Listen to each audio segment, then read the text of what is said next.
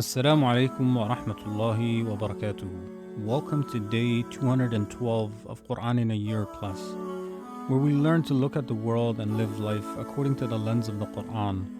Today we're going to be looking at verses 83 to 98 of Surah Taha. أعوذ بالله من الشيطان الرجيم وما أعجلك عن قومك يا موسى. And what made you hurry ahead of your people, O Musa, leaving them behind you? قال هم أولئك على أثري وعجلت إليك رب لترضى. Musa said, They are right behind me and will soon catch up. I hasten to you, my Lord, so that you would be pleased with me through my eagerness to come to you. قال فإنا قد فتنا قومك من بعدك وأضلهم السامري. Allah said, We have tested your people whom you left behind through worshipping the calf. Samiri called them to worship it and misguided them through that. فرجع موسى إلى قومه غضبان أسفا قال يا قوم ألم يعدكم ربكم وعدا حسنا أفطال عليكم العهد أم أردتم أن يحل عليكم غضب من ربكم فأخلفتم موعدي. So Musa returned to his people, angry because of their worship of the calf and deeply grieved for them. He said, O my people, did your Lord not promise you a good promise that he would send down the Torah to you and admit you into paradise? Did a long time pass over you so that you forgot?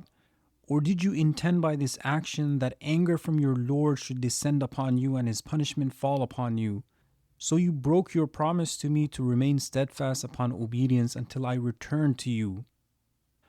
قالوا ما أخلفنا موعدك بملكنا ولكننا حملنا أوزارا من زينة القوم فقذفناها فكذلك ألقى السامري.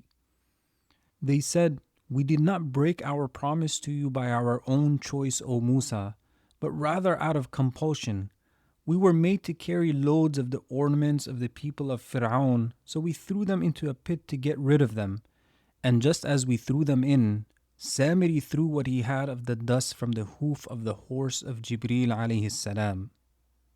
فأخرج لهم عجلا جسدا له خوار فقالوا هذا إلهكم وإله موسى فنسي. So Samiri produced for them, from those ornaments, the form of a calf without a soul, which made a sound like the lowing of a cattle. Those who were deluded by the act of Samiri said, This is your God and the God of Musa, but he forgot and left it here. أفلا يرون ألا يرجع إليهم قولا ولا يملك لهم ضرا ولا نفعا. Those who were tested by the calf and ended up worshipping it, not see that it does not speak to them or respond, and has no power to repel harm from them or from anyone else, nor to bring any benefit to itself or to others. ولقد قال لهم هارون من قبل يا قوم إنما فتنتم به وَإِنَّ رَبَّكُمُ الرَّحْمَنُ فَاتَّبِعُونِي وَأَطِيعُوا أَمْرِي. Harun had said to them before Musa returned, The making of the calf from gold and its mooing is only to test you, to distinguish the believer from the disbeliever, and your Lord, O people, is Allah. So follow me by worshipping Him alone, and obey my command to leave worshipping others besides Him. قالوا لن نبرح عليه عاكفين حتى يرجع إلينا موسى. Those who were deluded into worshipping the calf said, We will continue to remain devoted to its worship until Musa returns to us. قال يا هارون ما منعك إذ رأيتهم ضلوا ألا تتبعني أفعصيت أمري. Musa said to his brother Harun, what prevented you when you saw them go astray by worshipping the calf instead of Allah from leaving them and coming to me? Did you disobey my command when I appointed you over them? قال يا ابن لا تأخذ بلحيتي ولا برأسي إني خشيت أن تقول فرقت بين بني إسرائيل ولم ترقب قولي. And when Musa took hold of his brother's beard and head, pulling him toward himself in disapproval of what he had done, Harun said to him, pleading with him, do not seize my beard or the hair of my head. I had a valid excuse for staying with them. I feared that if I left them alone, they would become divided, and you would say that I caused division among them and did not preserve your instruction regarding them. قال فما خطبك يا سامري. Musa said to Samiri, what is the matter with you, O Samiri? What drove you to do what you did? قال بصرت بما لم يبصروا به فقبضت قبضة من أثر الرسول فنبذتها وكذلك سولت لي نفسي. Samiri said to Musa, I saw what they did not see. I saw Jibreel upon a horse, so I took a handful of dust from the trace of his horse's hoof, and I threw it onto the melted ornaments that had been shaped into a calf. From that there emerged the form of a calf with a lowing sound, and in this way my soul made what I did seem appealing to me.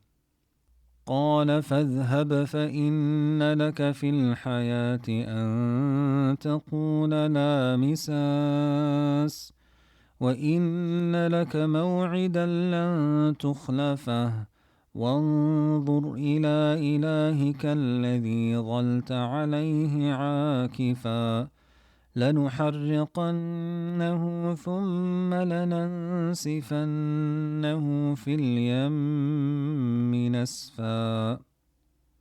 Musa said to Samiri, go from here, for it is written for you that you will say as long as you live, I am not to touch or be touched. You will live as an outcast and have a promised time on the day of judgment, in which you will be taken to account and punished. Allah will never break this promise with you, and look at the calf, which you took as something to worship, and continued to worship besides Allah. We shall burn it in a fire until it melts, then we shall scatter it into the sea until no trace of it remains. إنما إلهكم الله الذي لا إله إلا هو وسع كل شيء علما. Your true God, O people, is only Allah, besides whom there is no true deity worthy of worship. He encompasses all things in knowledge, and nothing escapes His knowledge. As we reflect over today's verses, when Allah told Musa, and what made you hasten ahead of your people, O Musa?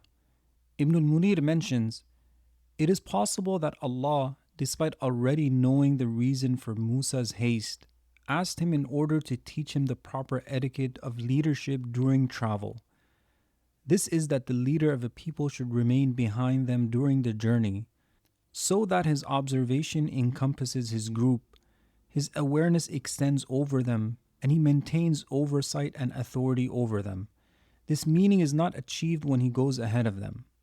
Do you not see how Allah taught this same etiquette to Lut when he said, and follow behind them, meaning he was commanded to be the last of them. As for Musa alayhi salam, he only overlooked this out of eagerness for Allah's pleasure and haste toward the appointed meeting. This is the state of one who has been promised something that brings him joy. He wishes he could be carried to it on the wings of birds, and there is nothing more joyful than being summoned to meet Allah. And then Allah told Musa, indeed we have tested your people after you left them. Ibn Ashur says, this is a form of gentle reproach here for hastening, in that this haste became a cause for the occurrence of a trial among his people. It is to teach him not to go beyond what has been appointed for him, even if it is out of a desire to increase in good. Sometimes we rush towards something good, towards growth. Leaders have to be careful not to rush when they move forward, so that they don't fall short toward those they are responsible for. They don't try to do too much too fast that would lead to burnout and to their followers not being able to keep up. And we also have to be mindful that we stay balanced and give everyone their right. Our growth shouldn't lead to neglect toward those I am responsible for. Leadership is not just about moving ahead, but moving ahead along with everyone. And Ibn Kathir mentions, then Musa returned to his people extremely angry and deeply grieved. He came back to them after Allah informed him of what had happened, filled with anger and sorrow over their condition. He had gone to receive the Torah, which contained their law and was an honor for them, yet they had turned to worshipping other than Allah. And when Musa confronted them, they started making excuses that Samiri forced us to do it. And then he produced for them a calf, a lifeless body that made a lowing sound, and they said, "This is your God and the God of Musa," but he forgot. These scholars, they mention that there is a question here.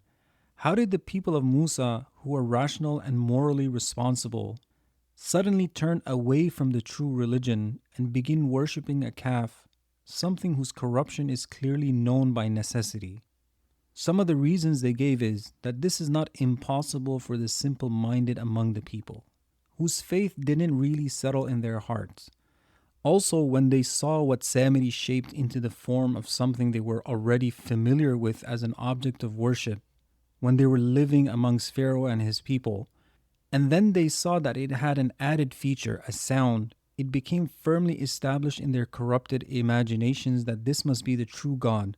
Especially since it was made of gold or silver, they assumed it was superior to the calf they had known before. They also mentioned long-term enslavement and prolonged humiliation under a system like the idolatrous rule of Fir'aun had corrupted their nature. It weakened their ability to bear responsibilities, to remain patient, to fulfill commitments, and to stay firm upon them. It left within their psychological makeup a kind of instability and a readiness to follow and imitate what feels easy. So the moment Musa left them under the care of Harun and was away from them for a short time, their entire belief system began to shake and collapse at the first test.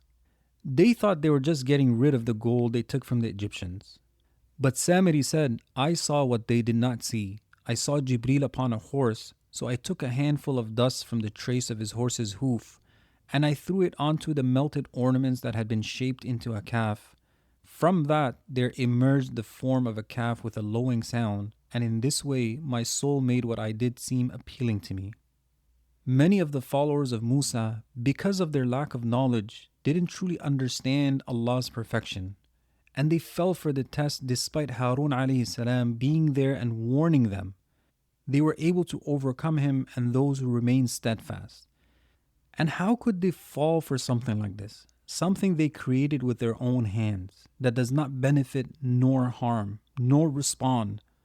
And Musa told Samiri, "And look at your God to which you remain devoted. We will surely burn it, then scatter it into the sea completely." Shaykh Sa'di says, so Musa carried this out. If it had truly been a God, it would have defended itself against the one who intended harm and destruction for it. The calf had become deeply rooted in the hearts of the children of Israel, so Musa destroyed it before their very eyes in a way that could never be reversed, by burning it, crushing it, and scattering it into the sea, so that what remained in their hearts of attachment to it would disappear, just as its physical form disappeared. This is why knowledge is so important. Beneficial knowledge that settles into the heart and strengthens a person's conviction, where a person knows their religion, they know Allah, they know what the Prophet ﷺ came with, so that they don't fall for what people invent, because they know that the deen is based on evidence, not opinions, feelings, or gimmicks. And when a person truly knows Allah, knows that He alone created the heavens and the earth and everything within them, that He sustains them, governs them, and owns them, that He is perfect in His names and attributes, unmatched and incomparable, that his existence is necessary and all else is contingent, then the heart recognizes that no one but him is worthy of devotion. Such knowledge leads to loving him with the deepest love, revering him with the highest reverence, humbling oneself before him alone, and directing every form of worship, prayer, reliance, hope, fear, gratitude to him, without associating any partner with him. For the one who grants every blessing, encompasses every perfection, and possesses absolute sovereignty is the only one worthy of being worshipped. So, as we walk away from today's episode, let's make a commitment to be people who learn so that we worship Allah the Almighty based on knowledge, based on evidence, based on insight. The Prophet ﷺ taught us exactly how to worship Allah. May Allah the Almighty teach us that which is beneficial, make us from those who benefit from their knowledge and put it into practice. I'll see you tomorrow inshallah. Assalamu alaikum wa rahmatullahi wa barakatuh.